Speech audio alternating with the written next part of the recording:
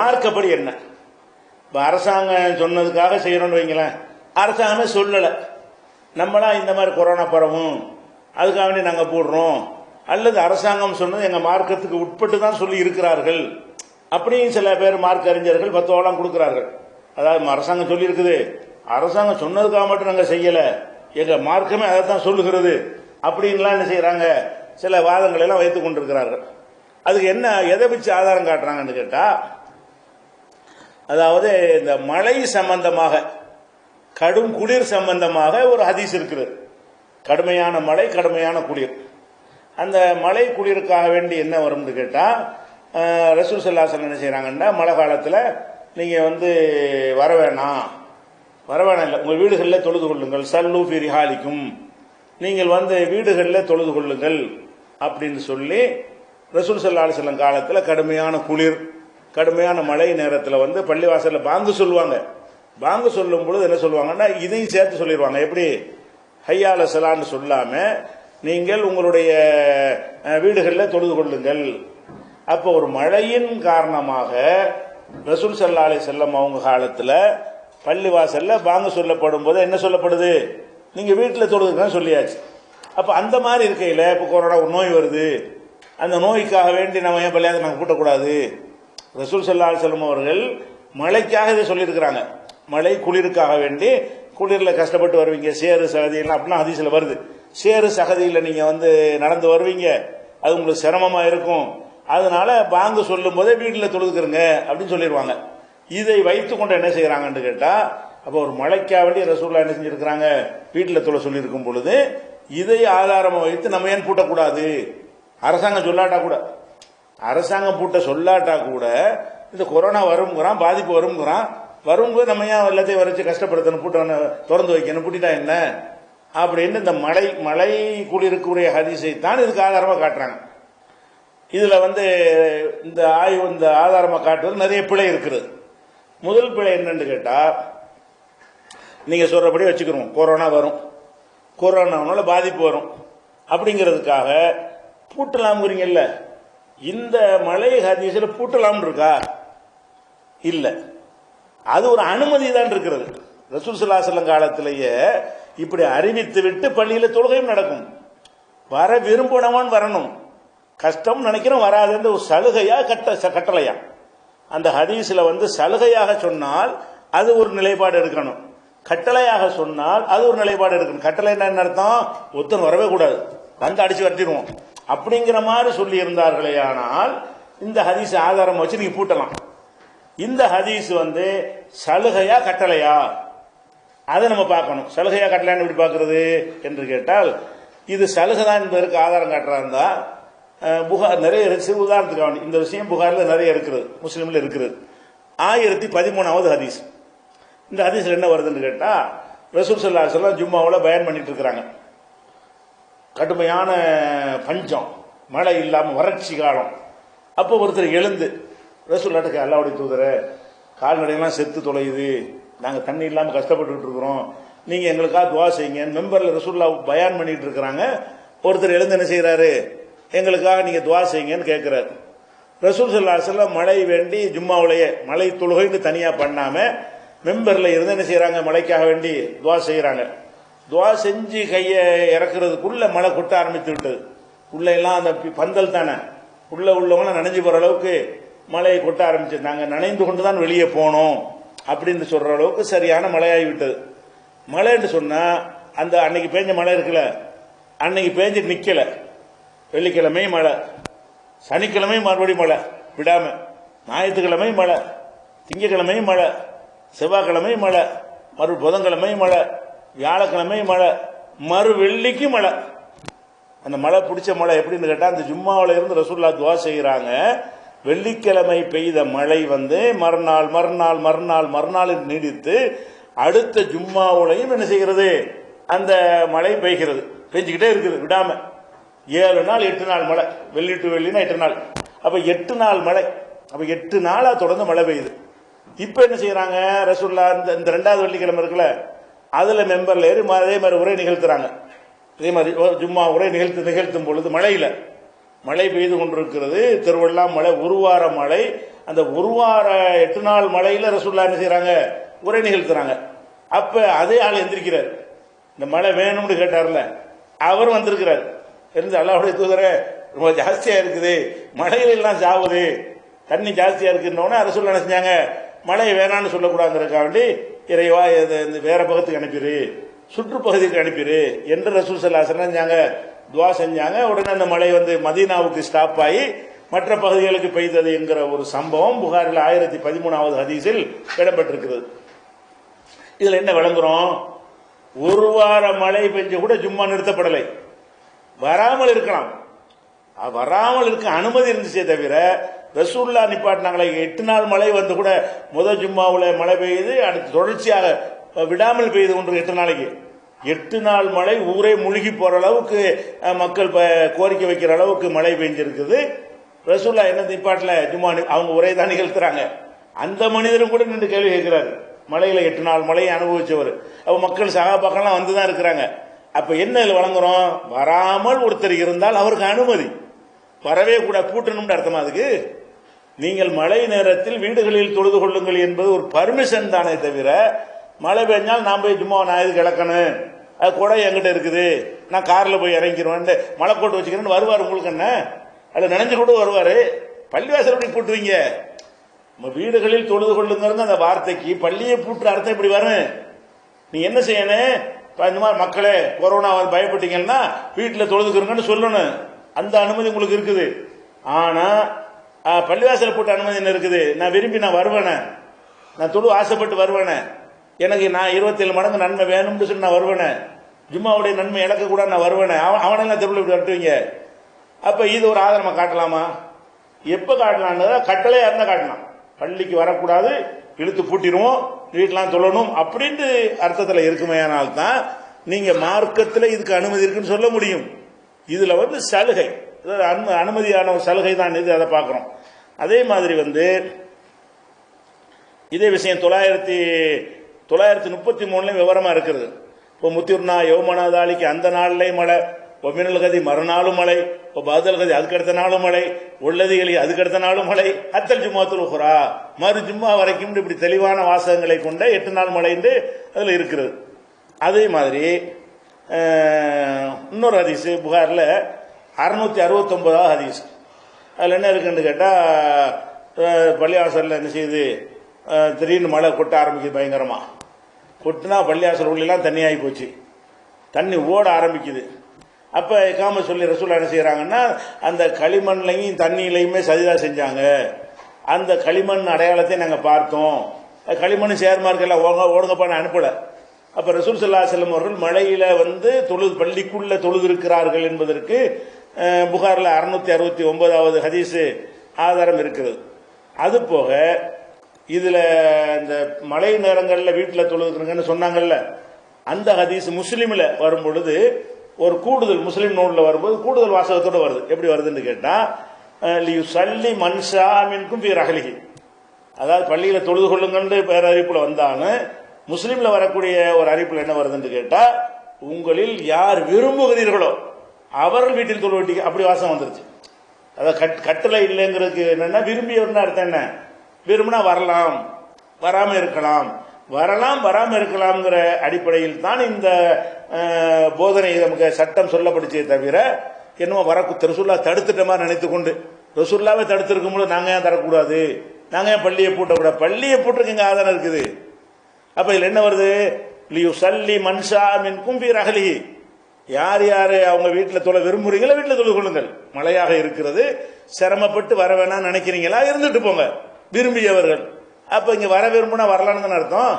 அவனை தடுக்க நீங்க யாரு, தொழுவதற்கு வர ஆசைப்பட்டு வர்றான், அவனையும் நீங்க போட்டு தடுக்கிறதுக்கு முடிவெடுப்பீர்களே. ஆனால் இந்த ஹதீஸ் அப்படி வேற ஆதாரம் காட்டுங்கப்ப, இந்த ஹதீஸ் தான் உங்களுக்கு ஆதாரமா இருக்குமே. ஆனால் இந்த ஹதீஸ் அந்த கருத்தை தரலையே, ரெண்டு கருத்தான வர விருப்பத்தின் பால் தானே விடப்பட்டிருக்கு இந்த ஹதீஸ். விரும்பினா வராதிங்க, பிரச்சனை வருது, பள்ளியாசனா பஞ்சாயத்து நினைக்கிறீங்களா, வராதிங்க, ஒருத்தன் அதை வந்தா வந்துட்டு போதுரா, நான் போவேன்னா விட்டுருங்க அவனை. அதான அந்த ஹதீஸில் சட்டம் எடுக்கணும். ஒரு ஹதீஸை வைத்து சட்டம் சொல்வதாக இருந்தால் அந்த ஹதீஸினுடைய சரியான கருத்து என்னன்னு பார்த்து அப்படி சட்டம் எடுக்கணும். சரியான கருத்து என்ன? மழை குளிர் போன்ற காரணங்களாக இருந்தால் அவர்கள் பள்ளிவாசலுக்கு வராமல் இருந்தால் ஏன் வரலன்னு கொஸ்டின் வராது. ஜும்மாவுக்கு வராட்டா கூட கொஸ்டின் வராது.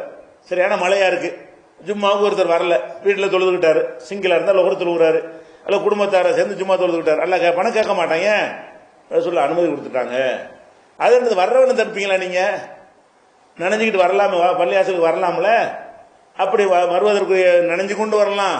இப்ப நவீன காலத்தில் நினையாமல் வரலாமே, அதற்குரிய சாதனங்கள்லாம் கண்டுபிடிச்ச காரணத்தினால நினையாம கூட வருவானாங்க. அப்ப பள்ளிவாசல் எப்படி பூட்டி வைப்பீங்க? அப்ப இந்த பள்ளிவாசலை பூட்டுவதற்கு இந்த ஹதீஸை ஆதாரமாக காட்டினார்களே, ஆனால் அவர்கள் ஒரு அரசாங்கத்துக்கு ஜால்ரா அடிக்கிறதுக்கு தான் சொல்லுகிறார்களே தவிர மார்க்கத்துக்காக சொல்லவே இல்லை. மார்க்கத்தில் அப்படி கிடையாது. அப்ப அந்த மழைங்கிற விஷயத்தை கொண்டு எந்த தீர்ப்பு சொன்னாலும் சரி, அதுல நீங்க எந்த அளவு தான் சொல்ல முடியும்? அனுமதிக்கப்பட்டது என்று தான் சொல்ல முடியும். எதுக்கு? வராம இருக்கிறதுக்கு. பள்ளிவாசலை பூட்ட அனுமதிக்கப்பட்டது வராது. பள்ளிவாசல் திறக்கப்பட வேண்டும், விரும்பியவர்கள் தொழுகை நடத்தப்பட வேண்டும், விருப்பம் இல்லாட்டி வராம இருந்துக்க. அப்ப இந்த ஒரு வாசகமும் அடிபட்டு தப்பா போயிடுது. அது போக இன்னொன்னையும் பார்க்கணும். இந்த மழையை வைத்துக்கிட்டு இதுக்கு சம்பந்தப்படுத்துறாங்கல்ல, மழைங்கிறது என்ன, இந்த கொரோனாங்கிறது என்ன? மழைங்கிறது கண்டிப்பா அந்த மழை பாதிப்பு கண்டிப்பா அனுபவிப்போம். ஒருத்தரும் மழைக்குள்ள புறப்பட்டு வந்தோம்னா எல்லார் தலையிலும் இங்கே ஈரமா போவோம், எல்லாமே சேறு சேதியில் காலை மிதிச்சுட்டு வருவோம். கன்ஃபார்ம் சிரமம் என்பது கன்ஃபார்மான விஷயம். இதுல வரக்கூடியவங்கலாம் கொரோனா ஆயிருமா? இப்போ கொரோனா வந்துட போதா? கொரோனா வருங்கிறீங்களா? கொரோனாங்கிறது எப்போ வரும்? அந்த 1000 பேர் தொலை வர்ற அந்த சபையில் ஒருத்தனுக்கு கொரோனா இருந்தா தான். ஒருவனுக்குமே கொரோனா இல்லாட்டி எல்லாரும் வந்து கூடனா அதுல என்ன வரப்போகுது? யாருக்குமே இந்த கொரோனா இல்லை, அவங்க இந்த கிருமி தொத்தவே இல்லை, அந்த ஊர் பக்கமே அது வரவே இல்லை. அப்படியான ஒரு நிலைமை ஆயிருக்குமே. ஆனால் அது எந்த துன்பமும் வருதுன்னு உறுதி செய்யப்படல, டவுட், அது சந்தேகத்துக்குரியதாவது. அப்ப சந்தேகத்துக்குரிய ஒன்றுக்காக வேண்டி அவங்க என்ன செய்யக்கூடாது? இது ஆதாரமா காட்டக்கூடாது. மழைங்கிறது கன்ஃபார்மான விஷயம். இந்த மழை பெய்வது என்பது நான் நினைஞ்சு போவேன்ல, குளிர் என்னை தாக்குமா இல்லையா? எல்லாரையும் தானே தாக்கும். 1000 பேர்ல 2 பேரை தாக்கி 998 பேர் தாக்காம இருக்குமா? 1000 பேரும் குளிரும், 1000 பேர் நினைஞ்சு போயிருவான். அப்ப 1000 பேரும் பாதிப்பு அடைகிற ஒரு விஷயத்துக்கு தான் அந்த பாதிப்பு கன்ஃபார்ம், அதுல டவுட் கிடையாது, நிச்சயமா பாதிப்பு தான். அப்படியான விஷயத்துக்கு தான் இந்த மழை சொல்லுகிறது. இவங்க சொல்றது என்னது? 1000 பேர் பள்ளியாசலுக்கு வரான், 1000 பேர் கொரோனா திரும்பி போயிருவானா? 1000 பேர் பள்ளியாசலுக்கு தொழுதானே, ஆனால் 1000 பேர் கொரோனாவோட திரும்புவானா? சொல்ல முடியுமா உங்களால? ஒருத்தன் கூட இல்லாம இருப்பான், ஒருத்தன் 2 பேர் கூட இருப்பான். அப்ப இது டவுட்ஃபுல்லான ஒரு விஷயத்தை கொண்டு இந்த ஹதீஸ் ஆதாரமா காட்டக்கூடாது, மழையுடையதை காட்டக்கூடாது. அதையும் கவனிச்சுக்கிறேன். ரெண்டாவது என்னன்னு கேட்டா, இது அனுமதிக்கப்பட்ட ஒரு விஷயம் தான் மழை, அது ஒரு விஷயம். அது போக இன்னும் சில காரணங்கள்லாம் சொல்லுவாங்க, அது பதில் சொல்ல வச்சுக்கிறோம். இது குறிப்பா காபத்துல்லா, இது மற்ற பள்ளிக்கு விட்டுருங்க, காபத்துல்லாவையும் பூட்டி வச்சுட்டு உம்ராவுக்கு வராது, ஹஜ்ஜிக்கு வர தடுக்கிறான்ல, அந்த விஷயத்துக்கு பிரத்யேகமான சட்டம் என்ன இருக்கு மார்க்கத்தில், அதையும் பார்க்கணும். அப்ப என்ன செய்யறாங்கன்னா, ரசூல் ஸல்லல்லாஹு அலைஹி சொல்றாங்க, யா பனி அப்து முனாஃப், அப்து முனாஃபுடைய குடும்பத்தார்களே, அவங்க தான் காபத்துல்லா நிர்வகிச்சுட்டு இருந்தாங்க. அவங்கள பார்த்து ரசூலுல்லாஹ் சொல்றாங்க, அப்து முனாஃபுடைய குடும்பத்தார்களே, லா தமனு அஹதன் தாஃப பி ஹாதல் பைத், இந்த பைத்துல்லாவுல தவாஃப் செய்யற யாரையும் நீங்க தடுக்காதீர்கள், பொசல்லா தொழுகிற யாரையும் தடுக்காதீர்கள், ஐயத்த சாத்தின் ஷா நினைக்கிற எந்த நேரத்திலும், மின் லைலின் அவ் நகாரில் இரவிலோ பகலிலோ எந்த நேரத்திலும் தவாஃப் செஞ்சாலும் தொழுதாலும் நீங்கள் தடுக்காதீங்க. தடை செய்யப்பட்ட நேரம் இருக்கு, அப்ப கூட போய் தடுக்க கூடாது. தடை செய்யப்பட்ட 3 நேரங்கள் வருமே, அது உடங்கி போறது அது காபத்துல்லாவுக்கு. அப்ப காபத்துல்லாவில எந்த நேரம், பகலா இருக்கட்டும் இரவா இருக்கட்டும், எனி டைம் எந்த நேரமா இருந்தாலும் சரி, அதை தொழ வர்றவனையும் தவாஃப் செய்யறவனையும் தடுக்காதீர்கள். அவன் நீங்க தடுக்கிறீங்க, உனக்கு பயமா இருந்தா வராம இருந்துட்டு போ. ஆட்சியாளருக்கு அதிக பயமா இருந்தா நீ வராம இருந்துட்டு போப்பா, நீ அங்க வர்றவனை இப்படி தடுப்ப, உங்களை அனுமதிக்க மாட்டேன்னு சொல்லுவ. அப்ப குறிப்பா அந்த காபத்துல்லாவுக்கு தனியான ஒரு சட்டம் இருக்கிறது, அது தடுக்க கூடாது என்று. அந்த வகையை மீறி என்ன செய்யறாங்கன்னா, ஹஜ்ஜி உம்ராவுக்கு வரவங்க தடுக்கிறாங்க. அவங்க என்ன அதிகபட்சமா என்ன செய்யலாம்? அவங்களுடைய கடமை என்ன? வெளியூர்ல இருந்து வர்றான், அந்த தொற்று நோயோட ஒருத்தர் வந்துடுறான், நீங்க நினைக்கிறீங்களா? ஒருவேளை உங்களுக்கு அதிகாரம் இருக்கிறது, அவனை சோதனை பண்ணுங்க. இன்னும் சொல்ல போனா சோதனை பண்ணி தான் வரவே செய்யறான். உங்க நாட்டில் ஆகாயத்துல குதிக்கிறது இல்லை, சவுதிக்கு ஒருத்தன் வர்றான்னு சொன்னா, இந்தியாவிலேருந்து வர்றான்னு சொன்னா, இந்தியாவிலே இந்த சோதனை எல்லாம் பண்ணி தான் அனுப்புவாங்க. அதுவும் இந்த கொரோனாங்கிறது பரவுன பிறகு. அதுக்கு முந்தைய இல்லாட்டா கூட இப்போ ஒரு நாட்டிலேருந்து ஒரு நாட்டுக்கு போறதா இருந்தா இங்கேயும் டெஸ்ட் பண்ணி விடுவாங்க. ஒண்ணும் இல்லை. அப்போ இறங்குறவன நீ என்ன செய்யலாம், அவனை நீ டெஸ்ட் பண்ணு, கொரோனா இருக்குதா. கொரோனா சின்ன டெஸ்ட், பெரிய டெஸ்ட்லாம் வேண்டிய இல்லை. கொரோனான்னு சொன்னா ஃபர்ஸ்ட் காய்ச்சல் இருக்கும். அந்த கொரோனா ஹும்மா தான், கொரோனாங்கிறது ஒரு காய்ச்சல் தான். அது அப்போ முதல் டெம்பரேச்சர் பார்த்துட்டு என்ன செய்வாங்க, காய்ச்சல் இருக்குதா ஒதுக்கு, 10 காய்ச்சல்காரனை ஒதுக்கிட்டீங்கன்னா அதுல ஒருத்தனை கொரோனா காய்ச்சல் இருக்கலாம், மீதி 9 உள்ள ஒண்ணும் இல்லாம இருக்கலாம், மற்ற பேர் உள்ள விடு. காய்ச்சலே இல்லாட்டி அவனுக்கு கொரோனா கிடையாது. கொரோனா என்பது அது ஒரு காய்ச்சல். காய்ச்சல்ல பல வகையான காய்ச்சல்கள் இருக்கிறது. நீங்க காய்ச்சல் காரணம் கூட தனியா பிரிச்சு அப்புறம் அதுக்குள்ள ஃபில்டர் பண்ணி கொரோனான்னு இருந்து அவனை அனுமதிக்காதீங்க. அது வேணா உங்களுக்கு உரிமை இருக்கு. என்ன கேட்டா அது பரவுங்கிறீங்க, அவன் மூலமா வந்துடக்கூடாதுன்னு இருக்கு. அவனுக்கு மார்க்கம் ஒரு தடை செஞ்சிருக்குது. நீ ஏன்டாங்க வர்றேன்னு சொல்லி வரக்கூடாதுன்னு இருக்குதுல்ல, நோய் தானே, நீ வெளியேற. உனக்கு உம்மா உனக்கு அந்த கொரோனா காய்ச்சல் இருக்குன்னு சொன்னா நீ உன் ஊர்ல இருந்து வந்திருக்க கூடாது. நீ மீறி வந்திருக்கிற ஒரு ரசூலுல்லாஹ்வுடைய உத்தரவு என்ன, பிளேக் நோய்க்கு என்ன சொன்னாங்க, நீங்கள் இருக்கிற ஊர்ல பிளேக் நோய் வந்து விட்டால் வெளியேறாதீங்க. வேற ஒரு ஊர்ல பிளேக் நோயை கேள்விப்பட்டால் அங்க மெனக்கெட்டு போவாதீங்க. நம்ம ஊருக்கே பிளேக் நோய் வந்துருச்சுன்னு சொன்னா வெளியேறக்கூடாது, இங்கேதான் இருந்து சாதிச்சு காட்டணும். அதான் தவக்கல், அதான் தக்தீரை நம்புறது, அதான் ஈமான். என்ன வந்தாலும் சரி அல்லாஹ் அங்க அனுப்பிட்டான், நம்ம இங்கதான் இருக்க வேண்டும் செய்யணும், அதை சாதிக்கணும். இல்லைன்னா அவன் நம்ம வேற இடத்துக்கு போகவும் கூடாது. இதுதான் மார்க்கத்தின் கட்டளை. அந்த கட்டளை பிரகாரம் அவனை அவங்க தடுக்க உரிமை இருக்கு. நீ வந்து தப்பு, உனக்கு பரவுற நோய் இருக்குங்கும் போது நீ அந்த ஊர்ல தான் இருந்திருக்கணும், நீ எதுக்கு மக்காவுக்கு வந்த அப்படின்னு சொல்லி தடுத்தால் அவங்க மார்க்கத்தை மீறினான்னு வராது, மற்றவனை அனுமதிக்க வேண்டியான. இப்ப நவீன காலத்துல கண்டுபிடிக்கலாம்ல எல்லாத்தையுமே. அந்த காலத்தில் கண்டுபிடிக்க முடியாது, காலரா வருமா வராதாண்டு. இப்ப கண்டுபிடிக்கலாம்ல எல்லாத்தையுமே. அப்ப கண்டுபிடித்து யாருக்கு அந்த தொற்று நோய் இருக்குதோ அவனை அனுமதிக்காதீங்க, இல்லாதவனை அனுமதிங்க. அவன் வந்து நுழைஞ்சனால பரவாது, அவன் வழியா தானே பரவும். அவனை அனுமதிக்கலைன்னா அவனுக்கும் அடுத்தவங்களுக்கும் வராது. அப்படிதான் செய்யணுமே தவிர இந்த காபத்துல்லா வச்சு ஆதாரமா காட்டுவது அது சரியில்லை, ஏற்றுக்கொள்ள முடியாது. அடுத்து இன்னும் சிலது என்ன செய்யறாங்கன்னு கேட்டா, இதெல்லாம் சவுதியில இருந்து சொல்லக்கூடிய பத்துவாக்கள் தான். இதெல்லாம் செஞ்சு விட்டு நாங்க ஒரு அரசாங்கத்துக்காக செய்யணும்னு சொல்லி தொலைஞ்சிட்டு போனேன், மௌனமா தொலைஞ்சிட்டு போயிடலாம். நீ மார்க்கத்தை பேண்டது இல்லைன்னு முடிவுக்கு இப்ப வந்துட்டாங்க. சவுதியில் உள்ளவன் மார்க்கத்தின்படி நடந்த ஆட்சி எல்லாம் முடிந்து போய் விட்டது. இப்ப மனோ இச்சைப்படி நடக்கக்கூடிய ஆட்சியாளர்களாக இருக்கும் பொழுது நீ தடுத்துட்டு போய் பேசாம இருக்கொண்டே காரணம் கேட்டான். நீ என்ன மார்க்கத்தை பேண்டவன் ஒன்று பத்துவா கேட்டுட்டு இருக்கிறான், நீ அனுமதி காட்டி மீறி உள்ள வந்துட முடியுமா அவனுக்காச்சு அப்படின்னு விட்டு போறத விட்டுட்டு அங்க உள்ள ஆலிம் சாக்களை பிடிச்சி என்ன செய்யறது, பத்துவா கொடுக்க அரசாங்கம் கரெக்டாக செஞ்சிருக்குது அப்படின்னு அவங்க தேடி தேடி பார்த்து என்ன செய்யறது, எடுக்கிறது. அங்க உள்ள அசர்த்து மரம் என்ன செய்யறது, உசுருக்கு பயந்துக்கிட்டு இல்லாட்டி போட்டு தள்ளிடுவாங்கல்ல, அதுக்கு பயந்து கொண்டு அங்க உள்ள உலமாக்களை பிடித்து பத்துவாக்கள் அப்படின்லாம் என்ன செய்யறாங்க. அந்த பத்துவால இதெல்லாம் வருது. இது மலைக்கு ரசூலுல்லாஹ் அனுமதி சொன்னார்களா இல்லையா, அதன்படிதான் நாங்க செஞ்சிருக்கோம் எங்க அரசாங்கம்னு சொல்றது. மழை இது ஆதாரமா, கொடுத்த காசுக்காக செய்யற பத்துவா அது. அதே மாதிரி என்ன செய்யறாங்கன்னு கேட்டா ஒரு ஹதீஸ் இருக்குது. என்ன ஹதீஸ்ன்னு சொன்னா, அதாவது சரியான ஆரோக்கியமான ஒட்டகத்தோடு நோய் உள்ள ஒட்டகத்தை சேர்க்காதீங்க ஒரு ஹதீஸ் இருக்குது. அது எதுல இருக்குன்னு கேட்டா புகாரில 5771 5771 அதுல இருக்குது. என்ன இருக்குன்னு கேட்டா லா யூரி தன்ன மும்ரிலும் லா முசஹின் அதாவது சஹியா, அதாவது ஆரோக்கியமா இருக்கிற ஒரு 100 ஒட்டகம் இருக்குது, ஒரு நோய் ஒட்டகம் இருக்குது, இதை கொண்டாந்து கூட இதுல சேர்த்து விடாதீங்க அப்படின்னு ரசூல் ஸல்லல்லாஹு அலைஹி வஸல்லம் கட்டளை இருக்காங்கன்னு சொல்லிவிட்டு மனுஷன் ஒட்டகம் ஆக்கிவிட்டாங்க. இப்ப என்ன செஞ்சாங்க, ஒட்டகத்துக்கு ரசூலுல்லாஹ் ஒரு சட்டம் சொன்னாங்கன்னா அப்ப இந்த எல்லாத்தையும் விட்டீங்கன்னு சொன்னா நோயானவன் ஆரோக்கியமானவனும் சேர்த்து கலந்து விடுறது சரியா, அதனால தடுத்திருக்கிறாங்க. காபத்துல்லா ஏன் தடுத்தாங்கன்னு கேட்டா கொரோனாக்காரனையும் கொரோனா இல்லாதவனையும் நாங்க ஒன்னாக்குறது எப்படி சரியா வரும் அப்படின்னு ஒரு வாதம் வைக்கிறாங்க. இந்த வாதமும் நிக்காது, மார்க்கப்படி நிக்காது. ஏன் நிக்காதுன்னு சொல்றோம்னு கேட்டா ரசூல் ஸல்லல்லாஹு அலைஹி வஸல்லம் காலத்துல மனிதர்களை இப்படி பிரிச்சாங்களா, ஒட்டகத்துக்கு கொடு ரசூலுல்லாஹ் பள்ளிவாசல்ல நோயாளிகள் வராது எப்ப சொன்னாங்களா, இல்ல.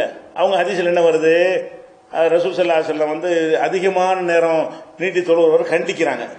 கண்டிக்கும் போது என்ன சொன்னாங்க, நீ தனியா தொழுதா எப்படி வேணாலும் தொழுதுட்டு போ, மக்களுக்கு தொழுதாயானால் நீ சுருக்கமா தொழுவு. ஏன்னு கேட்டா உனக்கு பின்னாடி பலவீனர்கள் இருப்பார்கள், வேலை வெட்டிக்கு போறவன் இருப்பான், உள் மறியல் நோயாளியும் இருப்பான். அப்ப நோயாளி பிரிக்கலையே. நீ பின்பற்றி இமாம் ஜமாத் நடத்தும் பொழுது பின்பற்றி நடக்கக்கூடிய மக்கள்ல நோய் இல்லாதவன் இருப்பான், நோய் உள்ளவன் இருப்பான். நோய் உள்ளவனை கவனத்தில் கொண்டு சுருக்கமா தொழுவுங்கிறாங்க. அப்ப ரசூல் ஸல்லல்லாஹு அலைஹி வஸல்லம் அவர்கள் மனிதர்களை இப்படி பிரிக்க சொல்லல, மிருகங்களுக்கு சொன்னாங்க. ஒட்டகத்தில் அப்படி செஞ்சிடாதீங்கன்னு சொன்னார்களே, ஆனால் அது ஒட்டகத்துக்கு உள்ள சட்டம். மனுஷனுக்கு அதை கொண்டு போய் தெரியுமா? நாங்களாம் ஒட்டகமா? அப்ப மனிதனுக்கு வேற கடமைகள்லாம் இருக்குது, ஒட்டகத்துக்கு எந்த ஒரு கடமையும் கிடையாது. மனிதன் தான் ஒருத்தர் வந்து பார்க்கணும், நோய் விசாரிக்கணும், துவா செய்யணும், ஒருத்தருக்கு செய்யற ஒரு கடமை ஒருத்தருக்கு இருக்கிறது. அப்படிங்கிற பல விஷயங்கள் இருக்க ஒரு சமுதாயம் நம்ம வந்து ஒட்டக சமுதாயம் நம்ம கிடையாது. அப்ப ரசூல் ஸல்லல்லாஹு அலைஹி வஸல்லம் அவர்கள் வந்து நோயாளியெல்லாம் இருப்பான், அதை அனுசரித்து நடந்துக்கன்னு சொன்ன புகாரில் 90வது ஹதீஸ் ஒரு ஹதீஸ் ஆதாரமா இருக்குது. அது 703வது ஹதீஸ்லையும் இதே விஷயங்கள் இருக்கிறது. அதே மாதிரி வந்து நமக்கு என்ன ரசூல்லா கட்டளை இடுறாங்க, நீங்க வந்து செய்ய மக்களுக்கு செய்யற காரியத்தை சொல்லும் பொழுது நல்ல காரியங்கள் பட்டியல் போடும்போது நீங்க வந்து கைதிகளை விடுதலை செய்யுங்க, பசிச்சவருக்கு உணவு கொடுங்க, நோயாளிகள் நோய் விசாரிங்கிறாங்க. அப்ப நீங்க பிரிக்க சொன்னீங்க, ரசூலை போய் சேர்க்க சொல்றாங்க. நீங்க என்ன செய்றீங்க? நோயாளிகளோடு ஒட்டிடக்கூடாதுங்கிறீங்க. நோய் விசாரித்தல் எதுக்கு மார்க்கத்தை சட்டம் வருது? நோய் விசாரித்தல்னால நோயாளி போய் பார்க்கறதுன்னு அர்த்தம், பார்க்கறதுனால பிரிக்க கூடாதுன்னு அர்த்தம். மனிதர்களை நோயாளி இல்லைன்னு பிரித்து பார்க்கறது கூடாதுங்கிறதுனால தான் நோய் விசாரிங்கள் என்ற ஒரு கட்டளை வருகிறது. ரசூல் ஸல்லல்லாஹு அலைஹி வஸல்லம் அவர்கள் 7 விஷயங்களை எங்களுக்கு கட்டளையிட்டார்கள். அதுல ஒண்ணு இயாதத்துல் மரீத், நோயாளிகளை விசாரித்தல் என்று ஹதீஸ் இருக்கிறது. புகாரில் 5863வது ஹதீஸில் இருக்கிறது.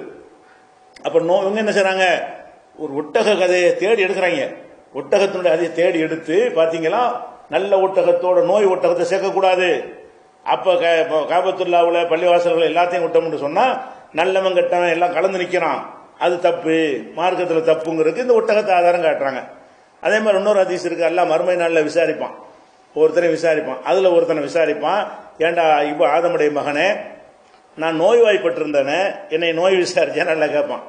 நீ எப்படி நோய்வாய்ப்பட்டேன்னு இவன் கேட்பான். நான் இல்லடா, ஒரு மனுஷன் நோய்வாய்ப்பட்டான்ல, அவனை போய் நீ பார்க்கல, இல்ல அது என்னைய பார்க்காத மாதிரி அப்படின்றது. அல்லாஹ் என்ன செய்யுமா, அதை அவனை வந்து கிராஸ் பண்ணி அதுக்கு தண்டனை கொடுப்பான். அப்ப அந்த மாதிரி உள்ள நான் குளிர்ல இருந்தேனே, எனக்கு நீ போர்வை தரல, நான் பசியா இருந்தேன், எனக்கு உணவு தரல, நல்லா 3 கேள்வி கேட்பான், மனுஷன்ட்ட கேட்பான். அப்ப என்ன கேட்கறான்னு கேட்டா, நான் நோய்வாய்ப்பட்டு இருந்த பொழுது நீ ஏன் விசாரிக்க வரல, நீ எப்படி நோய்வாய்ப்படுவான்னு இவன் கேட்கறான். இல்ல, நீ மனிதன் உனக்கு தெரிஞ்ச ஒருத்தன் நோய்வாய்ப்பட்டு இருந்தானே இல்லையா, அவனை போய் நீ பார்க்கல, இல்ல அவனை நீ பார்த்திருந்தால் என்னை அங்க கண்டிருப்பான் அல்லாஹ் சொல்றதாக அந்த ஹதீஸ் வருது, ஹதீஸ் குதுசில. அப்ப என்ன வருது, நோயாளி போய் பார்க்கறது எவ்வளவு சிறப்பு. ஒரு நோயாளியை விசாரித்தால் அல்லாஹ் வந்து என்ன அவனை போய் விசாரிச்ச மாதிரி எடுத்துக்கிறான், சந்தோஷப்படுகிறான். அப்படியே சொல்லக்கூடிய ஒரு மார்க்கத்தில் வந்து ஒட்டக கதையை கொண்டாந்து என்ன செய்யறாங்க, இதை இணைக்கிறாங்க, ஒட்டகத்தோட இணைத்து அப்படிலாம் செய்யலாமான்னு கேட்கிறாங்க. அது ஒரு விஷயம், அது 1வது விஷயம். 2வது, நோயாளியோட நோயாளி இல்லாதவனை சேர்க்கக்கூடாதுன்னு வாதம்.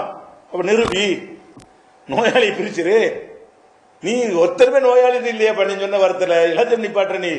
நீ இந்த அதிசய நீ ஒட்டக கதையே சொல்வதா இருந்தாலும் நீ எப்படி சொல்லணும், வரக்கூடிய எல்லாத்தையும் டெஸ்ட் பண்ணு, நோயாளியை பிரி, நோய் இல்லாத அனுப்பு அப்படின்னு செய்ய காணாம ஒத்தனை வரக்கூடாதுங்கிறிய. நோயாளிகளோடு நோயாளி அற்றவர்களை சேர்க்கக்கூடாது என்பதுதான் உனக்கு ஆதாரமா இருக்குமே. ஆனால் நோயாளி உறுதி செய்யணுமா இல்லையா? நோயாளி இல்லைன்னு கன்ஃபார்ம் பண்ணாம நீங்க எப்படி நீங்க வெளியேற்றுவீங்க? அப்ப இவங்க செய்யற செயலுக்கு இந்த அதிசய ஆதாரம் இல்லை. 2 வகையில் ஆதாரம் இல்லை. ஒன்னு வந்து ஒட்டகத்துக்கு சொன்னது மனுஷனுக்கு பொருந்தாது. ரசூலுல்லாஹ் காலத்தில் நோயாளிகள் பள்ளிவாசல் வந்தார்கள், அது அடிபட்டு போய்விடுகிறது. சரி, ஒட்டகத்தை வச்சுக்கிருவோம் பேச்சுக்கு, வைத்து கொண்டாலும் ஒட்டகத்துல வந்து நோய் உள்ளது நோய் இல்லாத பிரிக்கப்படுதுல, மனுஷன் நீ பிரிச்சியா?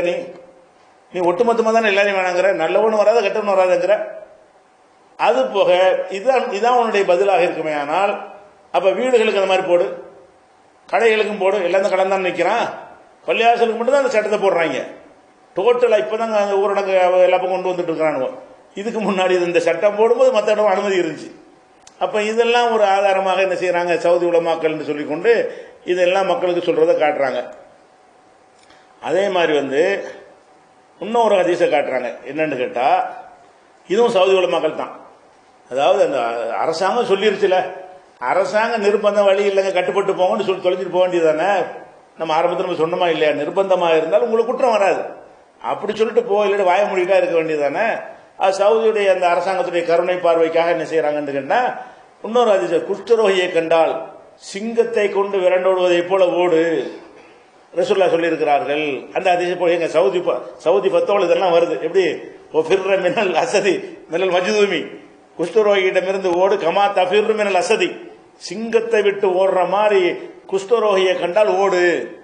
ரசூல்லா என்ன சொல்லியிருக்கிறாங்க, இந்த தொரு நோய் தொத்து நோய் உள்ள ஆட்களா இருந்தா சிங்கத்தை கண்டோன்னு எப்படி ஓடுவ, அந்த மாதிரி திருச்சி ஓடுன்ட்டாங்க ரசூல்லா. நீ எப்படி இதை ஒன்னாக்குவோனாங்க அப்படிங்கிற ஒரு வாதத்தை இதெல்லாம் ஒரு ஆதாரமாக கொண்டு வைக்கிறாங்க. இந்த ஹதீஸ் அடிப்படை விளையாட்டு ஹதீஸ் இருக்குது. இந்த ஹதீஸ் எப்படின்னா, இது புகாரில் வருது. புகாரில் வந்தாலும் இந்த ஹதீஸுடைய முற்பகுதி பிற்பகுதிக்கு முரணாக இருக்கிறது. எப்படி இருக்குன்னு கேட்டா, இது ஒரு ஹதீஸ்லாம் ரெண்டுமே வருது. புகாரில் இவங்க சொல்லக்கூடிய ஹதீஸ் புகாரில் 5707 ஹதீஸ், 5707 அந்த ஹதீஸ். அதில் என்ன வருதுன்னு கேட்டா, அபூ ஹுரைரா அறிவிக்கிறாங்க, ரசூலுல்லாஹ் சொல்றாங்க, லா அதுவா தொற்று நோய் என்பது கிடையாது, ஒலா தீயரத்த பறவை சகுனம் கிடையாது அப்படின்னு சொல்லிவிட்டு, ஒஃபிர்ர மினல் மஜ்தூமி குஷ்டரோகிடமிருந்து ஓடு, கமா தஃபிர் மினல் அசதி சிங்கத்திலிருந்து ஓடுற மாதிரி ஓடுன்னு வருது. ரெண்டு சேர்ந்து வருது. இப்ப முதல்ல உள்ளது என்ன வருது, தொற்று நோய் இல்லைன்னு வருது. லா அதுவா தொற்று நோய் இல்லை, இல்லைன்னா ஓடக்கூடாது. இல்லைன்னு சொன்னா என்ன, ஓடக்கூடாது அர்த்தம். இது முதல் விஷயம் என்ன, முதல் வார்த்தை என்ன சொல்லுதோ அதை ரெண்டாவது வார்த்தை மறுக்குது. ஒரு ஹதீஸ் தான் ரெண்டுமே. ஒரு ஹதீஸுடைய ஒரு துண்டை வச்சுக்கிட்டு ஆதாரம் காட்டும் இந்த துண்டை மட்டும் எடுத்து போடுறாங்க. ஹதீஸை முழுசா போடல. ஆதாரம் காட்டக்கூடிய சவுதி உலமாக்கள் ஒரு அது தொற்று நோய் இல்லைன்னு சொல்லிவிட்டு இது வந்தால், எந்த ஒரு ஹதீஸ்ல ஒரு பகுதியை மறுக்கிறதோ அது ஹதீஸ் இல்ல. ரெண்டுல எது முடிவு பண்ணு, தொற்று நோய் இல்லைன்னு சொன்னா அதுக்கு தகுந்த மாதிரி வாசம் வந்துகிட்டே இருக்கணும். தொற்று நோய் இல்லை இருக்குன்னு சொன்னா அதுக்கு தகுந்த மாதிரி வரணும். இதுல என்ன வருதுன்னா, தொற்று நோய் இல்லை ஆனா இருக்குது, வரும் ஆனா வராது, அது மாதிரி இருக்குது. அப்படிதான் அர்த்தம். இது தொற்று நோய் இல்லை ஆனா குஷ்டநோய் ஓடு இருக்குது.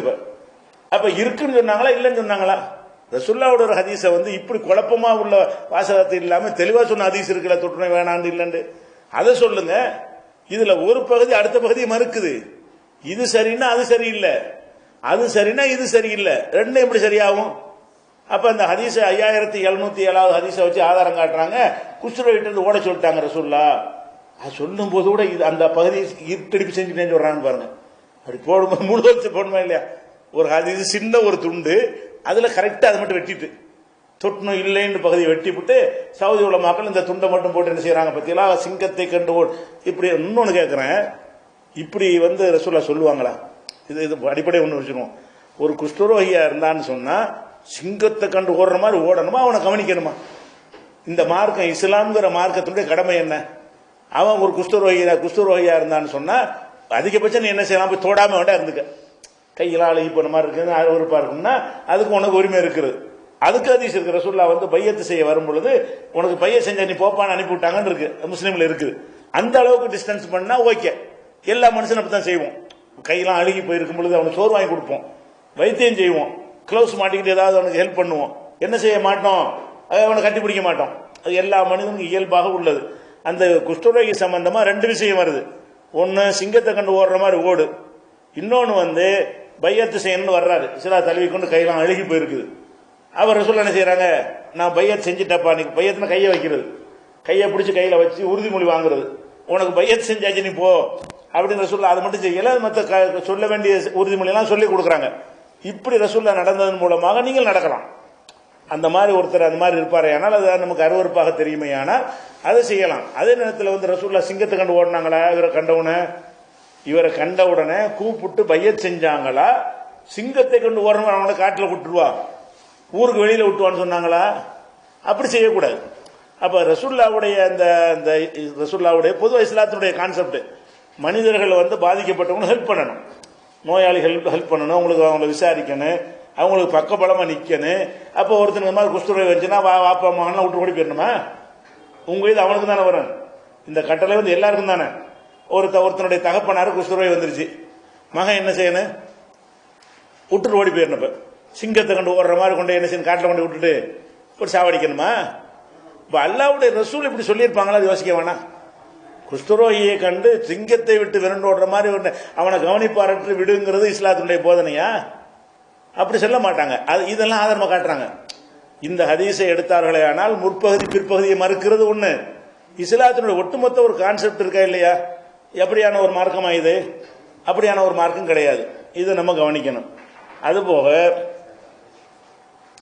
இது ஒன்னாச்சா. அடுத்து என்னன்னு கேட்டா, இந்த பிளேக் நோய்க்கு ரசூலுல்லாஹ் சொன்ன அந்த செய்தி எதை காட்டுதுன்னு கேட்டா, அப்படி ஓடக்கூடாதுன்னு காட்டுது. என்ன காட்டுது? நீங்க ஒரு ஊர்ல இருக்கும்போது பிளேக் நோய் வந்துருச்சுன்னு சொன்னா அங்கே இருங்க, ஓடாதீங்க. வேற ஒரு ஊர்ல பிளேக் நோய் வந்துருச்சுன்னு சொன்னா நீங்க அங்க போகவும் செய்யாதீங்க. அப்ப உங்க ஊர்ல இருந்து வந்தா நீங்க அடுத்த ஊர் பரப்பி விட்டுறாதீங்க. உங்க ஊர்ல வந்தா நீங்க எங்கேயா இருக்கணும். வெளியூர்ல போய் என்ன செய்யக்கூடாது? இல்ல ஒரு ஊர்ல கேள்விப்பட்டுச்சுன்னா நீங்க புறப்பட்டு போகவும் கூடாது. இந்த இது எதை காட்டுதுன்னு கேட்டா, அந்த குஷ்டரோகம் வந்தவனா இருக்கட்டும், வேற தொழுநோய் உள்ளவனா இருக்கட்டும், அவர்களெல்லாம் ஒதுக்கி வச்சுக்கிட்டு போகணும்ன்றது நமக்கு சொல்லவே இல்லை. அவங்களோட தான் வாழ சொல்லுது. ஒருத்தன் நோய் வந்துருச்சுன்னா நோய் வந்தவன் நோய் வராதவன் அந்த ஊர்ல இருப்பான். எல்லாருமா சேர்ந்து தான் வாழணுமே தவிர அவனை விட்டு எல்லாரும் போயிடணும்னு சொல்லியிருப்பாங்க. அது எல்லாத்தையும் விட்டு போனா அவன் நோயாளி மட்டும் செத்து போயிடுவானோட. இது ஒரு ஒரு அடிப்படை இல்லாம ஏதோ பத்துவாயை கொடுத்து விட்டு இப்படி சொல்ற ஒரு காட்சியை பார்க்கிறோம். இது தவறு. பள்ளியாசலை தடுக்கிறதுக்கு எந்த ரைட்டுமே கிடையாது.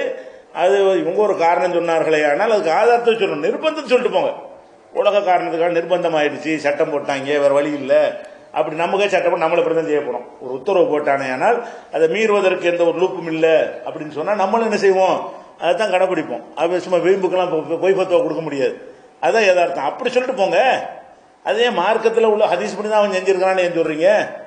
அதான் கேள்வி. இது ஒரு விஷயம். அடுத்து